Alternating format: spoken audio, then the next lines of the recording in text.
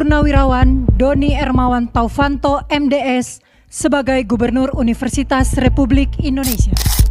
Pada Rabu 22 Juli 2026, Presiden Prabowo Subianto secara resmi melantik Marsikal TNI Purnawirawan Doni Hermawan Taufanto sebagai Gubernur dan Profesor Yosunitioso sebagai Wakil Gubernur Universitas Republik Indonesia atau yang kini dikenal sebagai URI. Pelantikan ini menandai dimulainya rencana pemerintah membangun lembaga pendidikan baru yang disebut bukan sekedar universitas biasa, melainkan pusat pencetak calon pemimpin bangsa.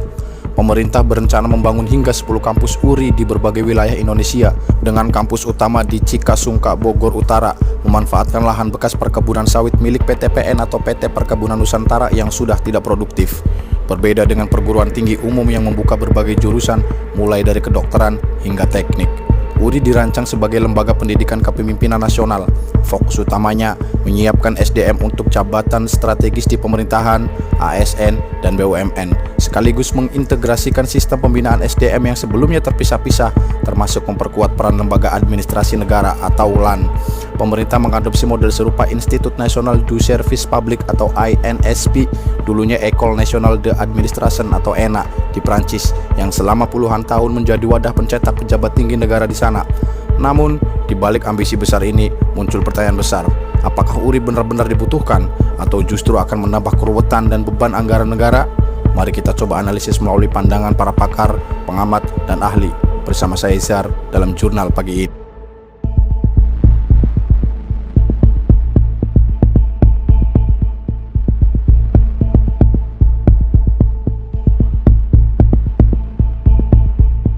Pemerintah memiliki sejumlah alasan kuat mengapa URI dianggap penting. Pertama, menutup celah kepemimpinan nasional. Selama ini pembinaan calon pemimpin tersebut di banyak lembaga, IPDN, LAN, Lemhanas, kampus negeri, hingga pelatihan internal BUMN, namun belum terintegrasi dengan baik. URI diharapkan menjadi satu ekosistem yang menyatukan pendidikan karakter, wawasan kebangsaan, serta keterampilan menjernal dan strategis yang dibutuhkan kepemimpinan masa depan. Kedua, menjamin ketersediaan pemimpin yang merata. Lulusan URI akan disiapkan untuk mengisi posisi strategis, termasuk di daerah tertinggal, terdepan, dan terluar atau 3T, serta program prioritas nasional, sehingga kesempatan kepemimpinan tidak hanya berpusat di kota besar. Ketiga, memperkuat identitas nasional. Kurikulumnya dirancang agar calon pemimpin tidak hanya cakap secara teknis, tetapi juga memiliki pemahaman mendalam tentang sejarah, keberagaman, dan cita-cita negara. Keempat, efisiensi jangka panjang. Dengan menyatukan berbagai program yang terpisah, pemerintah berharap dapat mengurangi tumpang tindih kegiatan dan mengalokasikan sumber daya lebih terarah. Selain itu, pemerintah menegaskan pembentukan URI tidak akan mengubah fungsi atau kewenangan Kementerian Pendidikan Tinggi, Sains, dan Teknologi, serta tidak membawahi seluruh perguruan tinggi yang ada.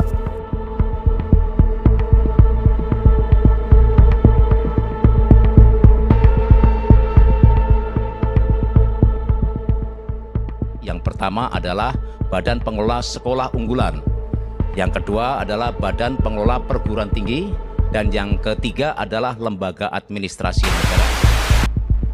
Rencana pembangunan URI tak luput dari sorotan tajam dan perdebatan di ruang publik. Pasalnya hingga saat ini Komisi 10 DPR RI mengaku belum pernah membahas atau menerima penjelasan resmi mengenai landasan hukum pendirian URI, tugas, fungsi, maupun anggarannya. Pelantikan pemimpinan baru saja didasari keputusan Presiden nomor 80/P tahun 2026. Namun payung hukum utamanya belum diuraikan secara rinci ke publik. Hal ini membuat pembangunan URI belum jelas dasar hukumnya. Di samping itu, URI berpotensi tumpang tindih fungsi.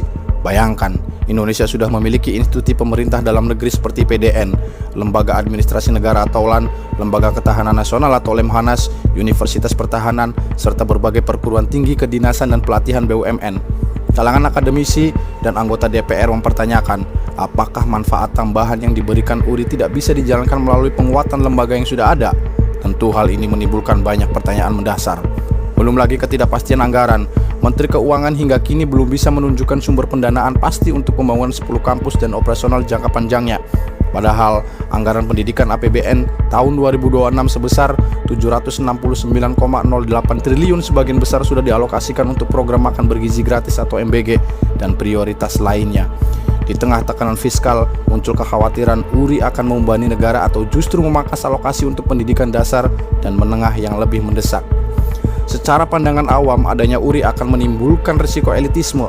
Model yang diambil dari Prancis dinilai belum tentu cocok dengan konteks Indonesia.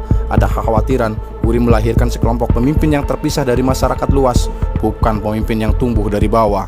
Dan yang paling mendasar, tidak adanya transparansi terkait informasi mengenai kurikulum, syarat masuk, mekanisme seleksi, dan jaminan penempatan kerja masih terbatas. Padahal ini menyangkut uang rakyat dan arah masa depan bangsa.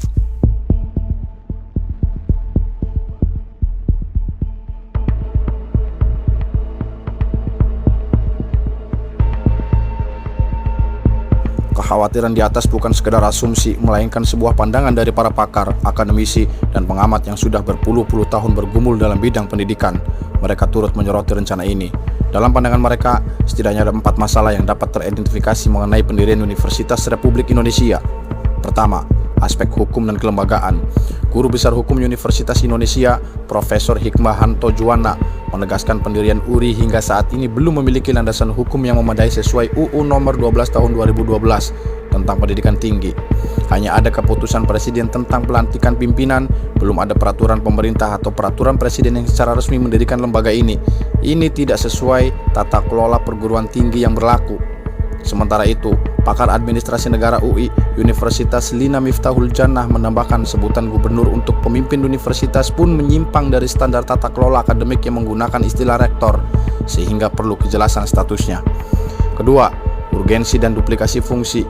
Pengamat pendidikan Profesor Cecep Darmawan menanyakan, apa yang bisa diberikan URI yang belum dimiliki IPDN, LAN, Lemhanas, dan perguruan tinggi lain? Mengapa harus lembaga baru jika yang ada justru belum diperkuat maksimal? Ekonomi UI, Berli Martawirdaya, bahkan menyindir rencana ini berisiko menjadi Universitas Ruwet Indonesia karena menumpuk fungsi yang sudah berjalan di tempat lain. Selain itu, media Wahyudi Askar dari peneliti Selios mengingatkan secara tegas, ada 4.300 lebih perguruan tinggi di Indonesia. Masalahnya bukan kurang kampus, tapi kurangnya kualitas, kesejahteraan dosen, dan fasilitas kampus yang sudah ada kurang memadai. Ketiga, anggaran dan prioritas. Aliansi Dosen ASN atau ADAKSI lewat Ketua Umum Anggun Gunawan meminta pemerintah jangan sampai URI membajak dosen terbaik dan menyedot anggaran yang seharusnya untuk memperbaiki bantuan operasional perguruan tinggi nasional atau BOPTN, riset dan kesejahteraan pengajar di 201 PTN atau perguruan tinggi nasional yang sudah berjalan dengan keterbatasan dana. Selius juga menekankan di tengah tunggakan tunjangan profesi dosen yang mencapai 5,7 triliun dan lebih dari separuh dosen membiayai riset sendiri, prioritas seharusnya ada pada pembenahan yang sudah ada, bukan bangunan baru. Keempat, risiko sistemik. Pengamat Totok Amin Sufianto memperingatkan model kepemimpinan militer yang diterapkan berpotensi mengubah pola pendidikan kepemimpinan menjadi terlalu kaku dan seragam. Padahal pemimpin masa depan butuh wawasan beragam dan demokratis. Sementara itu, Asosiasi PTS Perguruan Tinggi Swasta Jawa Barat menilai berdirinya URI bagai ironi di tengah ratusan perguruan tinggi swasta yang kesulitan daya tampung dan dukungan negara. Dari berbagai pandangan tersebut, setidaknya ada 5 usulan kunci yang disepakati para ahli. Pertama, audit terlebih dahulu. Petakan fungsi, anggaran, dan kelebihan lembaga yang sudah ada. Lakukan revitalisasi, bukan bangun dari nol. Dan kedua, sempurnakan payung hukum. Susun peraturan resmi yang jelas status wewenang dan posisi URI dalam sistem pendidikan nasional. Ketiga, uji kelayakan terbuka. Publikasikan studi biaya manfaat, rencana pendanaan, dan dampak fiskal secara transparan bersama DPR. Keempat, jaminan meritokrasi. Pastikan seleksi masuk berbasis prestasi, bukan koneksi. Kurikulum seimbang antara kepemimpinan, wawasan kebangsaan, dan kebebasan akademik. Kelima, bukan tandingan melainkan sinergi. Bangun kerjasama erat dengan IPDN, LAN, Lemhanas, dan perguruan tinggi lain agar saling melengkapi, bukan merebut sumber daya.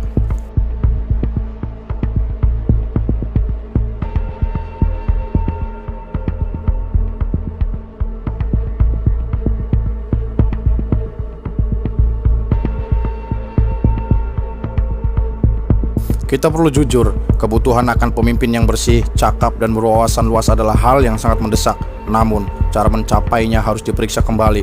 Apakah lembaga baru adalah jalan terbaik, atau justru memperkuat, memperampingkan, dan menyatukan lembaga yang sudah ada akan lebih hemat, cepat, dan efektif. Pemerintah berjanji URI bukan untuk menggantikan peran siapapun, melainkan melengkapi. Namun tanpa dasar hukum yang jelas, perhitungan biaya, manfaat yang terbuka, serta keterlibatan DPR dan masyarakat dalam pembahasan, resiko terjadinya pemborosan dan tumpang tindih yang sangat nyata. URI adalah taruhan besar bagi masa depan kepemimpinan Indonesia. Taruhan ini layak didukung jika dikelola dengan transparan, efisien, dan benar-benar mengisi kekosongan yang ada. Tapi jika hanya menjadi proyek prestisius tanpa perencanaan matang, maka yang terjadi hanyalah beban baru bagi rakyat.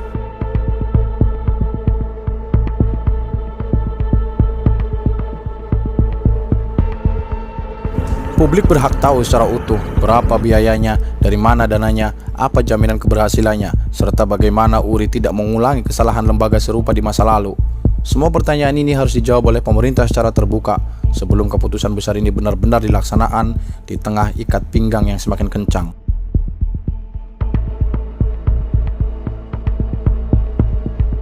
Cukup sekian dan terima kasih sudah menonton video ini.